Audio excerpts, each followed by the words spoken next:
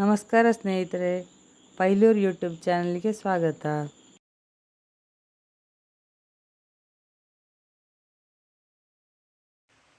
ನೋಡಿ, ಇದು ಜೋಳ. ನಾವು ಸ್ವೀಟ್ ಕಾರ್ನ್ ಅಂತ ಹೇಳ್ತೇವಲ್ಲ ಅಂಗಡಿಯಿಂದ, ಅದರ ಕುಂಡಿಗೆ ಅದು ತಂದದ್ದು ಬೆಳೆದಿದೆ. ನೋಡಿ, ಇದು ಈ ಭಾಗ ಗಟ್ಟಿದೆ ಸ್ವಲ್ಪ. ಹಾಗೆ ಅಂತೇಳಿ ಒಣ ಜೋಳ ಅಲ್ಲ, ಇದು ಹಸಿ ಜೋಳವೇ. ಇದರಿಂದ ಇವತ್ತು ದೋಸೆ ಮಾಡುವ ಅಂತ.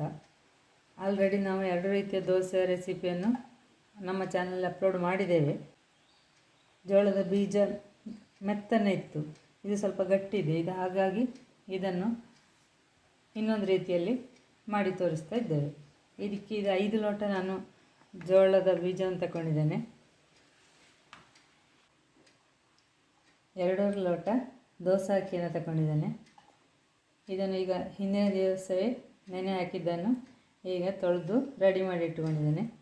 ಇದು ಕೂಡ ತೊಳೆದು ರೆಡಿಯಾಗಿದೆ. ಈಗ ಇದನ್ನು ನುಣ್ಣಗೆ ರುಬ್ಬಲಿಕ್ಕಿದೆ. ಅಷ್ಟರಲ್ಲಿ ಸ್ವಲ್ಪ ಕರಿಬೇವಿನ ಸೊಪ್ಪು, 3 ಹಸಿಮೆಣಸು ತಗೊಂಡಿದ್ದೇನೆ, 4 ನೀರುಳ್ಳಿ ತಗೊಂಡಿದ್ದೇನೆ. ತುಂಬ ಸಣ್ಣದಾಗಿ ಬೇಡ, ಹದ ಸಣ್ಣದಲ್ಲಿ ಕಟ್ ಮಾಡಿಕೊಳ್ತಾ ಇದ್ದೇನೆ. ನೀರುಳ್ಳಿ ಹಸಿಮೆಣಸನ್ನು ಕಟ್ ಮಾಡಿದ್ದೇನೆ. ನೋಡಿ, ನೀರುಳ್ಳಿ ಎಲ್ಲ ಸ್ವಲ್ಪ ದೊಡ್ಡ ಸೈಜಲ್ಲಿದೆ. ಈ ರೀತಿಯಾಗಿ, ತುಂಬ ದೊಡ್ಡದಲ್ಲ ಚಿಕ್ಕದಲ್ಲ, ಆ ರೀತಿಯಾಗಿ ಕಟ್ ಮಾಡಿಕೊಂಡಿದ್ದೇನೆ. ಹಸಿಮೆಣಸನ್ನು ಕೂಡ ಹಾಗೆ. ಬೇವಿನ ಸೊಪ್ಪನ್ನು ಕಟ್ ಮಾಡಿ ಈ ಹಿಟ್ಟು ಹಾಕಿಕೊಳ್ಳುವ ಪಾತ್ರಕ್ಕೆ ಹಾಕಿಕೊಂಡಿದ್ದೇನೆ. ಇನ್ನು ಜೋಳವನ್ನು ಮಿಕ್ಸಿ ಜಾರಿಗೆ ಹಾಕಿ ರುಬ್ಬಿಕೊಳ್ತಾ ಇದ್ದೇನೆ.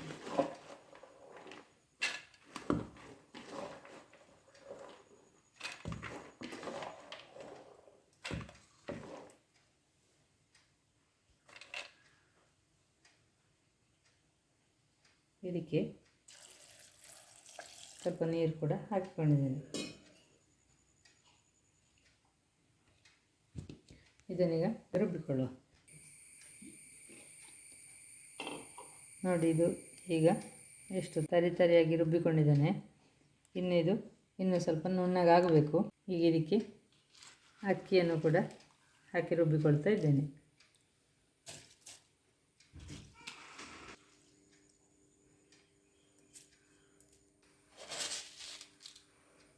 ರುಚಿಗೆ ತಕ್ಕಷ್ಟು ಉಪ್ಪು ಕೂಡ ಹಾಕಿಕೊಂಡಿದ್ದೇನೆ. ಸ್ವಲ್ಪ ನೀರು ಕೂಡ ಹಾಕ್ತಾ ಇದ್ದೇನೆ. ಇದನ್ನೀಗ ನುಣ್ಣಗೆ ರುಬ್ಬಿಕೊಳ್ತಾ ಇದ್ದೇನೆ.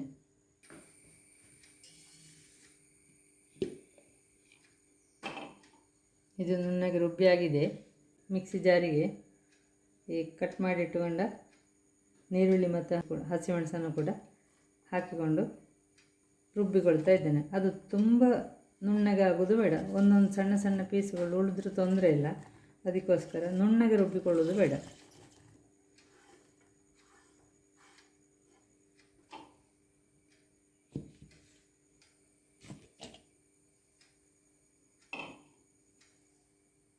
ನೋಡಿ, ಈಗ ಇದು ರುಬ್ಬಿಕೊಂಡಾಗಿದೆ. ನೋಡಿ, ಸಣ್ಣ ಸಣ್ಣ ಪೀಸ್ಗಳಾಗಿ ನೀರುಳ್ಳಿ ಹಸಿಮೆಣಸು ಇದ್ದರೂ ಕೂಡ ತೊಂದರೆ ಇಲ್ಲ. ಈ ಥರ ಇದನ್ನೀಗ ಒಂದು ಪಾತ್ರಕ್ಕೆ ತೆಗಿತಾ ಇದ್ದೇನೆ.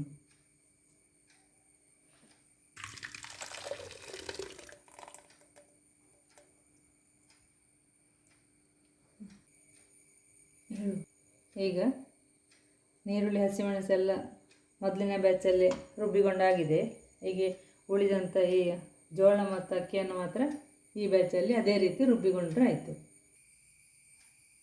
ಈಗ 2ನೇ ಬ್ಯಾಚಲ್ಲಿ ಕೂಡ ನುಣ್ಣಗೆ ರುಬ್ಬಿಕೊಂಡಾಗಿದೆ. ಇದನ್ನು ಈ ಹಿಟ್ಟಿಗೆ ಸೇರಿಸಿಕೊಳ್ತಾ ಇದ್ದೇನೆ. ಮಿಕ್ಸಿ ಜಾರಿಗೆ ಕೂಡ ಸ್ವಲ್ಪ ನೀರು ಹಾಕಿಕೊಂಡು ಹಿಟ್ಟಿಗೆ ಸೇರಿಸಿಕೊಳ್ತಾ ಇದ್ದೇನೆ. ಈಗ ಇದನ್ನು ಚೆನ್ನಾಗಿ ಮಿಕ್ಸ್ ಮಾಡಿಕೊಳ್ಳುವ. ಒಟ್ಟಾರೆಯಾಗಿ ರುಬ್ಬಲಿಕ್ಕೆ 3 ಲೋಟ ನೀರು ತಗೊಂಡಿದ್ದೇನೆ. ಈಗ ಹಿಟ್ಟು ರೆಡಿಯಾಗಿದೆ. ಇನ್ನು ದೋಸೆ ಎರೆಯುವ. ಸ್ವಲ್ಪ ಎಣ್ಣೆ ಹಾಕಿಕೊಳ್ತಾ ಇದ್ದೇನೆ.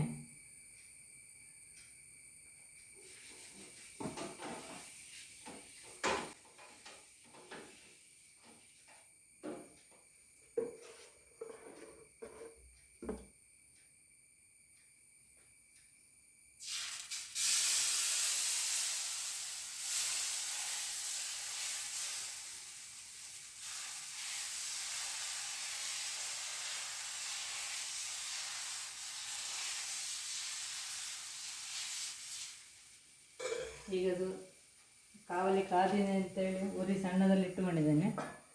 ಈಗ ಸಿಮ್ಮಲ್ಲಿ ಇಟ್ಟುಕೊಂಡು ಬೇಯಿಸಿಕೊಳ್ಳಬೇಕು.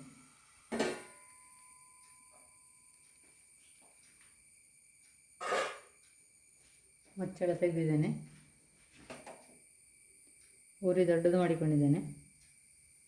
ಮೇಲಿಂದ ಎಣ್ಣೆ ಅಥವಾ ತುಪ್ಪ ಹಾಕಿಕೊಳ್ಬೋದು. ನಾನು ಎಣ್ಣೆ ಹಾಕಿಕೊಂಡಿದ್ದು. ಈಗ ಇದನ್ನೀಗ ತೆಗಿತಾ ಇದ್ದೇನೆ.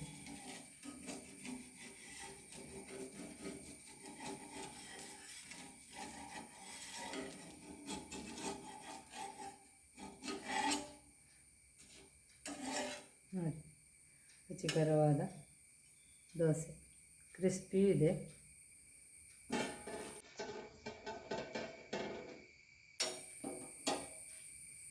ರುಚಿ ಚಟ್ನಿ ಜೊತೆ ಇದನ್ನು ತಿನ್ಬೋದು.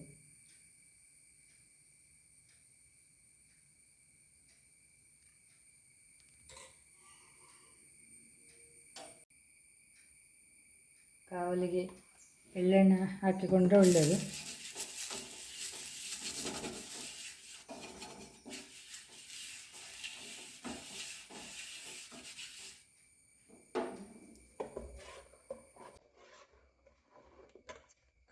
ಕರಿಬೇವಿನ ಸೊಪ್ಪು ಕಟ್ ಮಾಡಿ ಹಾಕೋದ್ರಿಂದ ಅದು ತಿನ್ನುವಾಗ ಬಾಯಿಗೆ ಸಿಕ್ಕಿ ಪರಿಮಳ ಆಗ್ತದೆ. ರುಬ್ಬಿ ಹಾಕೋದಕ್ಕಿಂತ ಕರಿಬೇವಿನ ಸೊಪ್ಪು ಕಟ್ ಮಾಡಿ ಹಾಕಿದರೆ ರುಚಿ ಜಾಸ್ತಿ.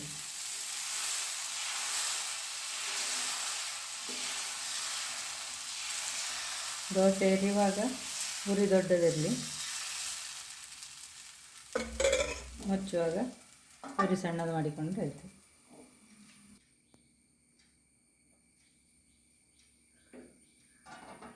ಉರಿ ದೊಡ್ಡದು ಮಾಡಿಕೊಂಡಿದ್ದೇನೆ. ಮುಚ್ಚಳ ತೆಗೆಯುವಾಗ ಉರಿ ದೊಡ್ಡದು ಮಾಡಿಕೊಳ್ಳಬೇಕು.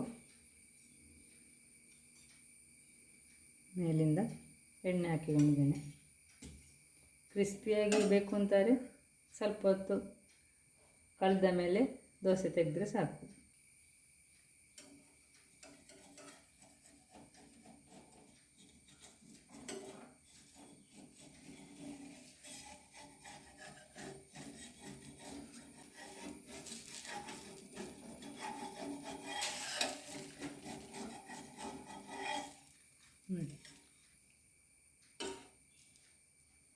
ನೋಡಿ ಇದು ಕೂಡ ಹೇಗೆ ಬಂದಿದೆ ಅಂತ.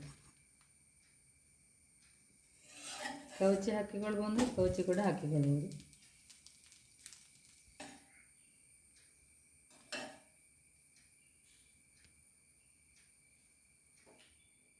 ವಿಡಿಯೋ ನೋಡಿದ್ದಕ್ಕಾಗಿ ಧನ್ಯವಾದಗಳು.